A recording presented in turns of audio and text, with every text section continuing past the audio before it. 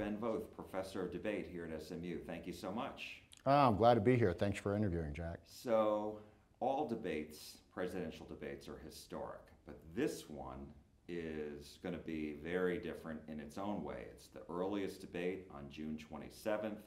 There is no studio audience.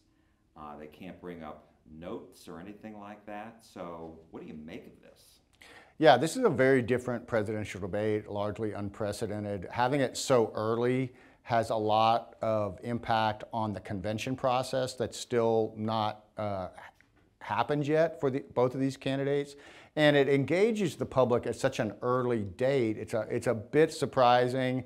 There certainly could be, the effects of it might wear off by the time that people vote in November. So it is a very unusual election, and you've got two basically people who've been president going after each other. So there are a lot of things about this debate that are unlike any we've had in presidential history. How do the rules benefit or detract from each candidate? Well, I do think that the Biden team has largely gotten the best benefit out of the rules. And so, for example, the biggest rule that's in effect here is about cutting off the mic. Now, that's not completely new. They did start doing that in 2020. But what happened in the first debate of 2020 was such a debacle where they were both interrupting each other so much that everybody sort of realized, like, we've got to have this thing where we cut off the mic. And to be honest, President Trump does like to interrupt Biden and people that are talking.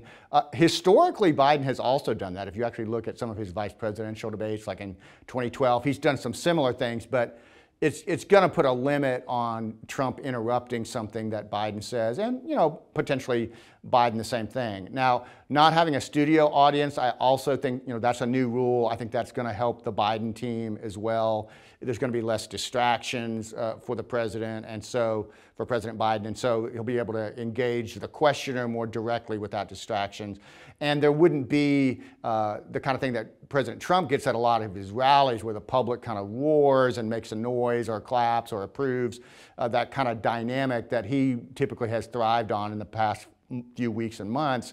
That won't really be in play in kind of a studio setting like this. So for the most part, the rules, I think, have really favored the Biden team and probably will help him do the best that he can do.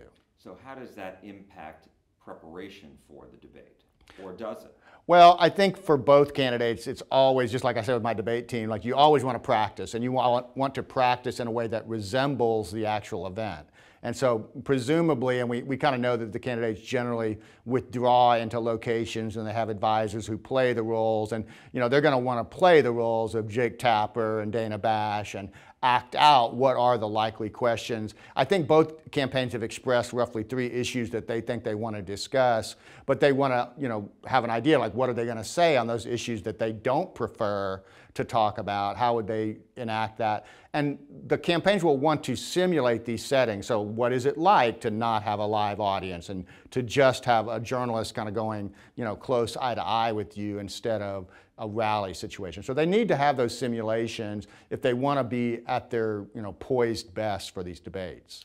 I mean, in a sense, because this is a rematch, these are both incumbents, right? Yes. And so I'm wondering, who stands more to lose, who stands more to gain?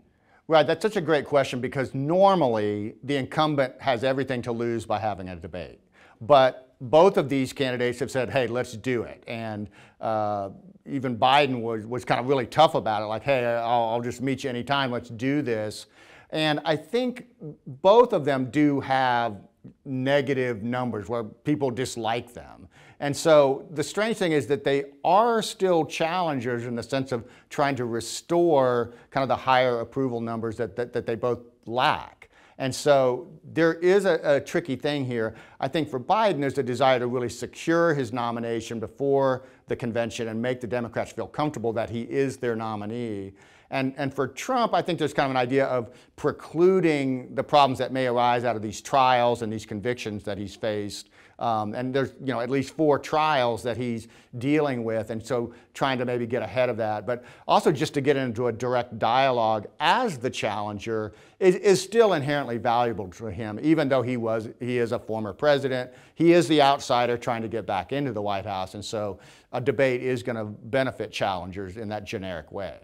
The polls are close, even in the battleground states. Trump leads many of them, but Biden isn't that far behind. And so because both are incumbents, they've been at this stage before, with the cake being baked largely, so to speak, how do you move the needle? How does either candidate move the needle and actually win a debate? Yeah, I think that's a really good question. And the data is actually, I think, true. What we've seen so far is that 2% or less of the public is really movable on these debates. Now, what I think is missed in this analysis is kind of what I would call mobilization and demobilization. You can get into a situation where people who were thinking about voting for you decide not to. And they might have been reporting and polling like, hey, I prefer this candidate. But actually going out the door and casting that ballot, that does require some effort, and it could be that in watching a debate that voters would say, yeah, I'm not motivated by that. And for both of them, they obviously have established voting bases that have elected them previously. And so what we're really looking at is what are sometimes referred to rhetorically as the base appeals, trying to get your base to turn out. If there's 1,000 people in your base, is it going to be 900 of them that show up, 950, 980?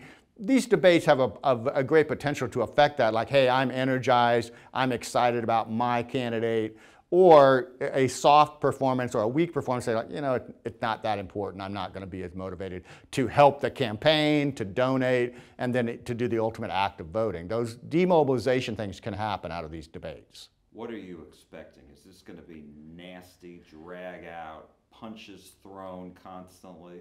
Yeah, I don't know that I've ever seen so much rhetorical antagonism stored up, and so there's like these giant dams of anger that they both clearly have for each other, and then you put them on a stage together.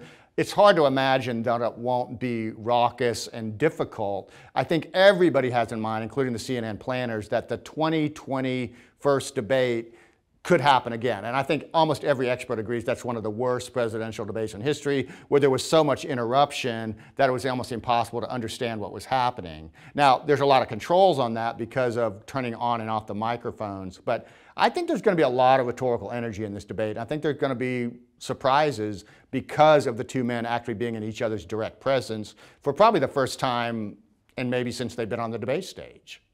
My last question to you is really more about the fact that, let's say at Texas State University down in San Marcos, Texas, they were going to host this very first debate in September. And they did away with the Commission on Presidential Debates format, everything. And so just as a university, to be thought you're going to be on the national stage and have that taken away, how big of a deal is that? And a big disappointment, a big letdown.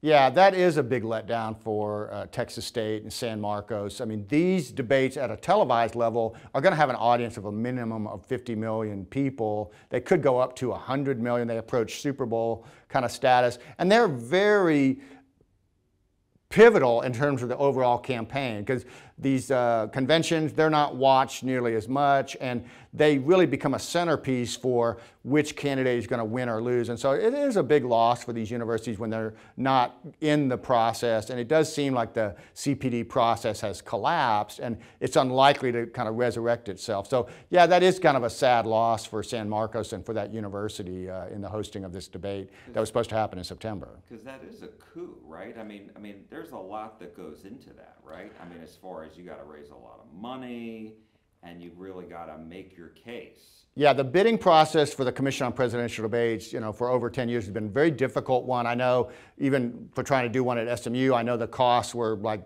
at the outset like $2 million, and other things that have to be provided and to allow the logistics of an event like that to happen. And so it is a huge loss, and the university bid for that and really made a big effort in order to win that choice that the commission designated them with. And again, it could still work out, but right now it looks like a pretty serious loss for them. Dr. Ben Voth, Professor of Debate here at SMU. Thank you so much. We appreciate your insight. You're very welcome, Jack.